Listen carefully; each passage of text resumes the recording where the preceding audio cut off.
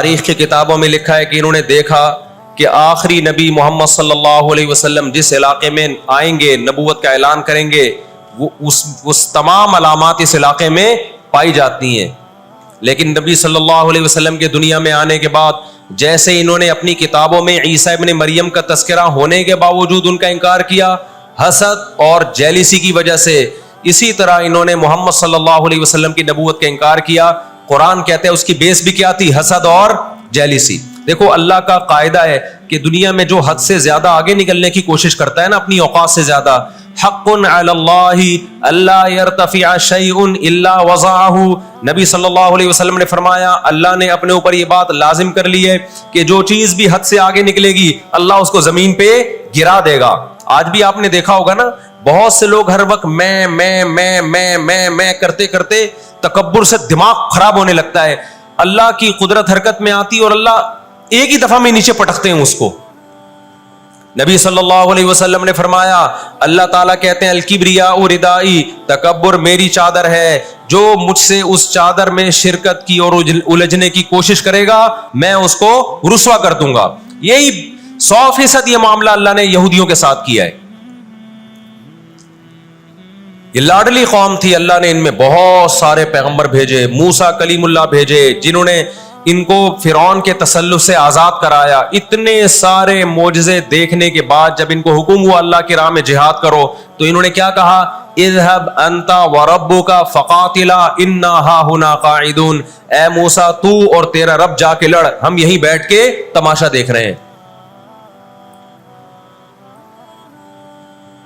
اللہ نے کیا کیا ہے؟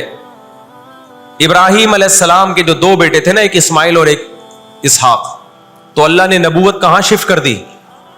اسماعیل علیہ السلام کی اولاد میں، کہ اب جو آخری پیغمبر آئے گا وہ اسحاق علیہ السلام کی اولاد میں نہیں ہوگا، وہ بنی اسرائیل میں سے نہیں ہوگا. اسرائیل یعقوب علیہ السلام کا لقب ہے، یعقوب علیہ السلام کی اولاد میں نہیں ہوگا. وہ کس کی اولاد میں ہوگا؟ اسماعیل علیہ السلام.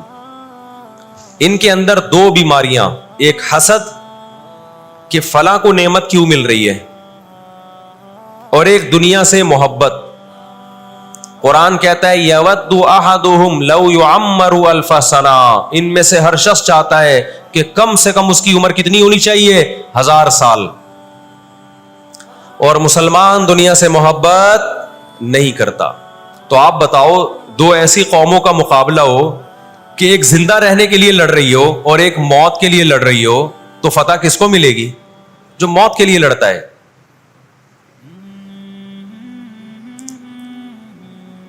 پہلے حضرت عیسیٰ علیہ السلام کا انکار کیا، اللہ نے عیسیٰ علیہ السلام کو ماں کی گود میں زبان دی کہ میں ولد الزنا نہیں ہوں. انہوں نے وہ معجزے اپنی آنکھوں سے دیکھے، مگر کیوں نہیں مانا؟ اس لیے کہ اپنی چودراہٹ جا رہی تھی. جب مذہبی چودراہٹ انسان میں آتی ہے نا وہ بہت خطرناک ہوتی ہے، کیونکہ مذہب میں عزت بہت ملتی ہے. ہم نے بڑے بڑے علماء سے سنا تبلیغ میں عالم کے لیے 1 سال رکھا ہوا ہے، غیر عالم کے لیے نہیں رکھا ہوا. میں جب اپنے شیخ سے بیعت ہوا تو مجھے انہوں نے بہت سارے معمولات بتا دیے کہ یہ ذکر اتنے لمبے چوڑے. میں حیران تھا کہ وہ فلاں بیعت ہو کر گیا ہے، اس کو تو کم معمولات بتائے، ہم تو مولانا ہیں.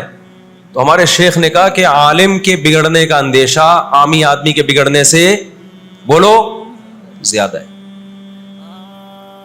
عزت بھی ملتی ہے جب علم ہوتا ہے،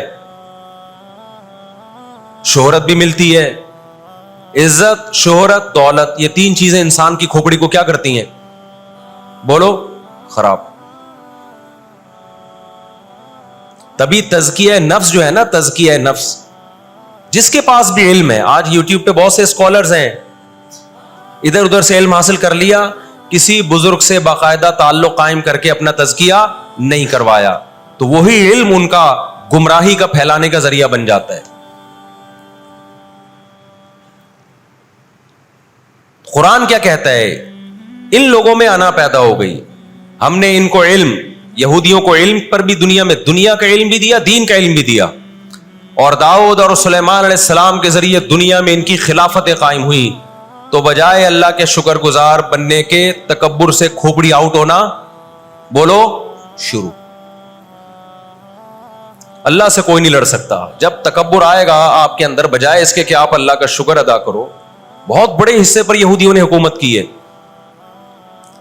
ایسے ایسے پیغمبر اللہ نے یہودیوں کو دیے جو نہ عیسائیوں کے حصے میں آئے نہ مسلمانوں کے حصے, یعنی کثرت کے اعتبار سے اتنے زیادہ. ہمیں اللہ نے سید الانبیاء دیے محمد صلی اللہ علیہ وسلم, ہم پر سب سے زیادہ احسان ہے. لیکن کثرت کو دیکھا جائے تو جتنے کثرت سے پیغمبر یہودیوں کے پاس آئے, اتنی کثرت سے پیغمبر کسی اور قوم کے پاس نہیں آئے. پھر اللہ نے داؤد اور سلیمان علیہ السلام کے ذریعے ان کو بڑی بڑی حکومتیں دیں, بیت المقدس ان کا مرکز بنا. لیکن اللہ کا شکر گزار بننے کے بجائے تکبر سے کھوپڑی آؤٹ ہونا شروع ہو گئی. اللہ نے ان سے نظام حکومت لے کے کس کے حوالے کر دیا؟ بیت المقدس کا عیسائیوں کے حوالے کر دیا. عیسائی بہت تھوڑے تھے, لیکن اللہ نے ان تھوڑوں کو ان طاقتوروں سے لڑوایا اور اللہ نے ان کو مغلوب کیا. ان کے ہاتھ سے بیت المقدس نکلا اور اس کے بعد سے اب تک ان کے ہاتھ میں بیت المقدس نہیں آیا. مسلمانوں کے پاس آ گیا, ان کو نہیں دیا اللہ نے. 18ویں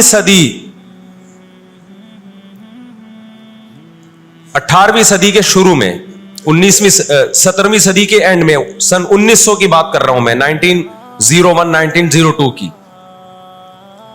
اس سے بھی کچھ ٹائم پہلے, یہ دنیا میں بکھرے ہوئے تھے. دنیا میں کسی کو ان سے دشمنی نہیں, لیکن دنیا میں جہاں بھی گئے کبھی ایسا نہیں ہوا کہ انہوں نے سازشیں ترک نہ کی ہوں. ہٹلر جو تھا نا دوسری جنگ عظیم میں تو جرمنی گیا ہوں نا, میں نے وہ قبرستان بھی دکھایا تھا یہودیوں کا. ہٹلر نے یہودیوں پہ بہت زیادہ ظلم کیا, جو بالکل غلط کیا. ہم اس ظلم کو کبھی بھی حوصلہ افزائی نہیں کرتے, دیگوں میں اٹھا اٹھا کے زندہ ڈال دیا کرتا تھا. ہم اس عمل میں ہٹلر کی بالکل بھی حوصلہ افزائی نہیں کرتے, اس عمل کو اپریشیٹ نہیں کرتے. لیکن اس نے ایک تاریخی الفاظ کہے تھے, اسے پتا تھا دنیا مجھے برا کہے گی بعد میں کہ لاکھوں یہودی مار دیے میں نے. اس نے کہا میں چاہتا تھا سب کو قتل کر دیتا, ایک بھی زندہ نہ چھوڑتا, لیکن کچھ میں زندہ چھوڑ کے جا رہا ہوں تاکہ دنیا جب مجھے یاد کرے گی نا کہ یہودی ظالم تھا تو دنیا کو پتا چلے گا کہ میں نے ان کو قتل کیوں کیا. کچھ چھوڑ کے جا رہا ہوں, یہ چین سے نہیں بیٹھیں گے, دیکھنا کرتے کیا ہیں یہ. آج ہٹلر زندہ ہوتا, ہٹلر اگر آج زندہ ہوتا, دنیا کہتی کہ تو بندہ ٹھیک نہیں تھا لیکن بات ٹھیک کر کے گیا ہے. جیسے مشرف بندہ ٹھیک نہیں تھا لیکن بات, اس نے کہا نا دنیا کس کی زبان مانتی ہے؟ ڈنڈے کی. بات ٹھیک کر کے گیا ہے.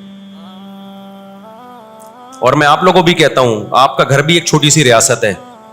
گھر میں آپ کا روب ہوگا تو صحیح چلے گا روب. گھر روب نہیں ہے تو بھی دماغ سے نکال دو کہ میں محبت اور امن شانتی کے ساتھ گھر صحیح چلے گا. امن شانتی سے ہی چلتا ہے گھر. روب کا ہونا بھی کیا ہے, اس کے بغیر نہیں ہوتا گزارا. سمجھتے ہو کہ نہیں؟ تو اللہ نے آدمی کو آدمی اس لیے بنایا ہے کہ اس کا تھوڑا روب رہے گھر کے اندر.